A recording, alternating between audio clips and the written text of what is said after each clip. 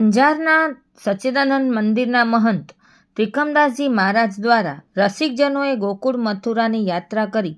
કચ્છના સચ્ચિદાનંદ સંપ્રદાયના રસિકજનોએ ગોકુળ, વૃંદાવન, મથુરાની યાત્રા કરી હતી. આ યાત્રા દરમિયાન સેવાકીય પ્રવૃત્તિ હાથ ધરવામાં આવી હતી. વૃંદાવન, મથુરામાં દરરોજ હજારો લોકો આવે છે, ત્યારે મહંત ત્રિકમદાસજી મહારાજના સાનિધ્યમાં રસિકજનોએ આ પવિત્ર યાત્રા કરી હતી. રસિકજનો ઠાકુર ચિત્રા, નિકુંજ વિહારી મંદિર તેમજ રાવલ ગામે મંદિરના દર્શન સાથે રમણ રેતીના સ્થળે સત્સંગ કરી મુંબઈના રસિકજન કૃષ્ણાબેનના ઘરમાં વાસ્તુ પ્રસંગે 200થી વધુ રસિકજનોએ બરસાણા, ગોવર્ધન, ભાંડીરવનની યાત્રા કરી હતી. આ ઉપરાંત ચૂંટણીમાં રથ યમુનાજીનું દર્શનનું આયોજન કર્યું હતું. રથમાં ભવ્ય શોભાયાત્રા યોજાઈ હતી. આમ ગોકુળ, વૃંદાવન, મથુરા રાધે રાધેના નાદ સાથે ગુંજી ઉઠ્યું હતું.